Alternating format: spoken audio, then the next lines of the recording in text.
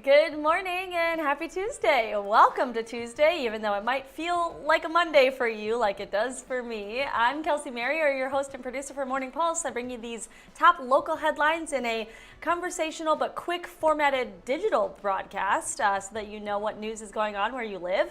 And then you can go on with the rest of your day. Maybe you don't have time or the ability to watch a full newscast on your TV screen or your streaming device. Well, no need to worry. We bring you these local headlines on a digital format. You could be watching on your phone, your tablet, your computer, hopefully one of those. And then you can be watching also on our KTTC YouTube channel as well as our KTTC live stream on our website. So welcome into another edition of Morning Pulse on this Tuesday, September 2nd. We know a lot of people are heading back to school today for their first day of school. For all of those parents and kids, good luck and have a great first day. Otherwise, you may be just returning to work from the long holiday weekend. So welcome back, and we're going to get started in our Morning Pulse headlines here, local headlines in Southeast Minnesota and Northeast Iowa. We have 3 headlines to bring you today, and we are going to start in Northeast Iowa, a story that we have been following for a little while now because it has been ongoing. So we're telling you that court trial is resuming today, this morning in Winneshiek County. Again, this is Iowa for the trial in the case against accused murderer James Bachmerski. Again, this is a story we have told you about for several days and weeks leading into this trial, and now that the trial has started, if you don't remember, he is charged with second-degree murder in the death of 15-year-old Jade Colvin. She actually still has not been seen since March of 2017 after traveling to Iowa with her mother to live in Bachmerski's farmhouse in Decorah.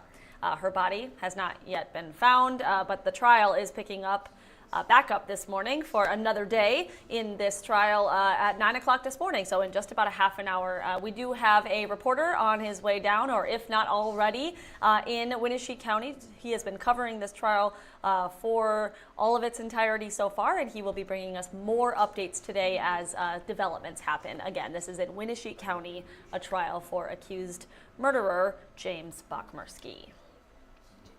Our next story is taking us to Wabasha-Kellogg, that area, because of a widespread mold problem is causing that area school district to delay its start of the school year. So students at Wabasha-Kellogg Public School, if you didn't know, we're actually supposed to be returning to class for the first time for a new school year today. Well, that is not happening. We do know that cleaning is underway right now at the school because of, again, this widespread mold problem. New Superintendent Nels Onstad says, unfortunately, this issue was a result of hot and humid weather that took place over the summer. The superintendent says the district discovered this issue last week. Kind of unfortunate timing, kind of the worst timing that you could have right before the school year starts, which is why there is a delay in sending students and staff back to this school building. So we're told demolition and construction is necessary to kind of properly prepare its classrooms in the wake of this issue. Onstad says it's really difficult to say exactly how long the mold remediation is going to take, but again, cleanup and this work is currently underway to do that. Again, because students were supposed to be starting school today, well, that has now been delayed. We do not know when kids will actually be heading back to school. The superintendent says, of course, the district's #1 priority is safety and health for everyone involved here. And he does say that families will be notified of the progress in this remediation of the mold and kind of the construction around that. Families will also be notified of a brand new starting date for their kids to head back to school. So keep that in mind. Of course, this is a story that we are following closely. This is a very big deal for one of our area school districts here. So we'll continue to follow this and bring you any updates on air and online at kttc.com. So be sure to stay with us for any new updates with this story. And finally, our final story for Morning Pulse this morning, we are taking you to back to Northeast Iowa in Clear Lake, because today the city there in Iowa is set to take up the topic of purchasing automated license plate reading cameras. This is at its city council meeting for today. The agenda does state that the city is looking to purchase 11 of these specific cameras, and that purchase, according to the agenda, is included in the 2026 budget. So the cost would be about $34,000 annually to get these cameras. And the city says that the cameras would only be used to identify license plates for finding missing people or missing vehicles or things like that.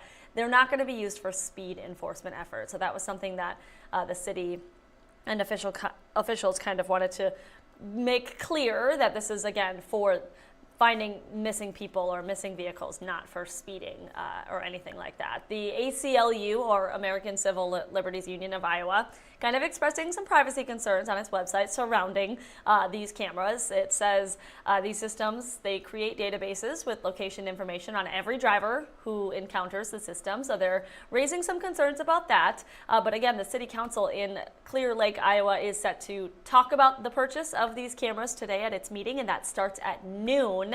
And so if we hear any developments that come out of this, if the purchase goes through or if it doesn't, or whatever happens in that city council meeting surrounding this particular issue today in Clear Lake, we will be sure to let you know. Again, you can find any of those updates online at kettc.com, and we will also work to get those details, those updates, those details for you on air as well. All right, that is all the news that we have for you on this Tuesday morning. Again, back to school and back to work for a lot of people after a Labor Day holiday weekend.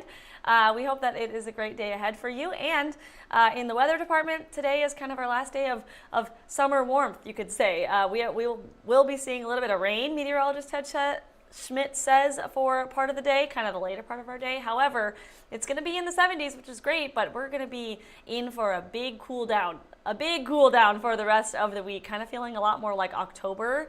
Definitely fall vibes in the temperature department for the rest of the day. So if you're loving the warmth, at least the warmth that we have right now, you're going to want to soak it in today, because it is going to be going away either for the rest of the year or maybe just for a little bit. We're unsure, but yeah, it's definitely going to be a drop off tomorrow. So just keep that in mind, and maybe keep the rain gear handy for you today, depending on when you're out and about today. We're going to be seeing those rain chances a little bit later in our day. So that is all the news and weather I have for you on this Tuesday. I hope you have a great rest of your day, and I hope to see you right back here for another edition of Morning Pulse on Wednesday.